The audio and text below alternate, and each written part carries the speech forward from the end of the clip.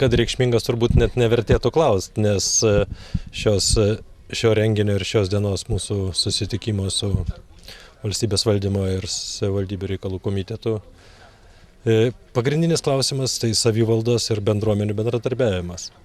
Nes visas gyvenimas vyksta nuo bendruomenių iniciatyvos, nuo jų entuziazmo ir noro geriau ir gražiau gyventi. Tai jie ir diktuoja tas sąlygas ir verčia priimti vienokius ar kitokius sprendimus tiek mus, savivaldybės tarybos narius, tiek manau ir Seimą, kuris kuria įstatymus, kurie reglamentuoja jų veiklą.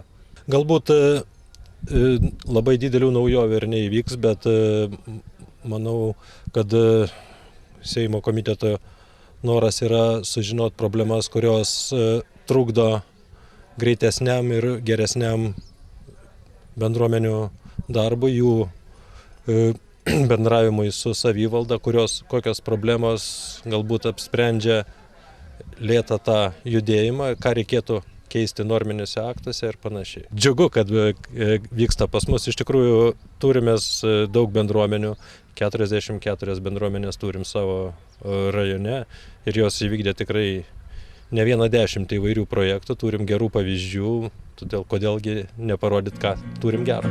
Kad nešė paėmęs žemė jis snapą, žemė iššildė, žemė čiulbėjo, plunksnose saugojo žemė nuo vėjų. Žemė jis jautė, kaip save patį, nieko didesnio paukštis nematė. Jis nežinojo, kad viskas tik sapnas, jis nežinojo, koks silpnas jos snapas.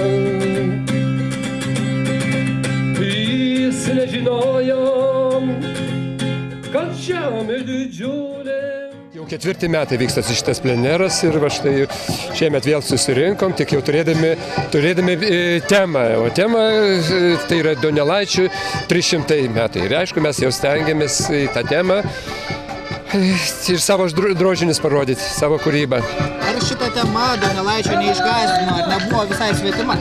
Ne, nebūtų svetima, juolab, kad mes mokykloje, aišku, galbūt šiek tiek mažiau ar daugiau primiršę, bet be abejo tai mūsų klasikas ir tai buvo be galo įdomu atsiliepti šitą temą.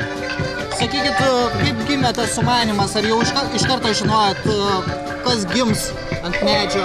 Ne, gal ne iš karto, įvairiai būtų prisiminti ir patį Donelaitį, jo kūrinius, aišku, iš pagrindą tai metai. Bet prisėdus, pagalvojus truputį ir bent jau man kilo mintis, kodėl nepavaizdavus, gal ir visus 4 metų laikus. Nu, kiek pavyko, jūs matot, nu, atrodo, kad niekam. Aš džiaugiuosi, kad man pasisekė be galo gražų ąžuolą rasti. Tai yra, aš jau skaitau, kad pusė to darbo padarė gamta.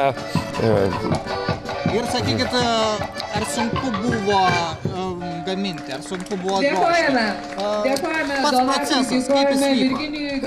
Ne, buvo nesudėtinga, todėl pasikartosiu, tai yra medis padiktavo man ir patį procesą kūrybos. Kaip ir sakiau, pasirinktos 4 metų laikai ir visus juos pabandžiau įtalpinti į patį ąžuolą. Tai yra pavasaris, vasara ruduo ir žiema. Aišku, dar jis galutinai nėra baigtas, galutinį variantą pamatysim stogelį ir su mūsų kalviu Stanislovo Špuko saulute, metalo saulute. Ir kur jūsų kūrinys paskui atsidurs? Mūsų kūriniai bent keletą sugrupuoti, kiek jau teko išgirsti iš miesto vadovo, tai bus skvere prie poliklinikos. Radviliškyje. Ką jums apskritai reiškia medis jums kaip menininkui? Tai jau yra gyvenimas. Gyvenimas ir puikus hobis, gyvenimas ir kūryba. Kiek laiko dirbat su medžiu? Na, taip neskaičiuojant, apie 20 metų. Dar ir tenka priedo ir jaunąją kartą pamokinti. Taip tenka čia ir kultūros centre mokinti ir jaunuosius drožėjus.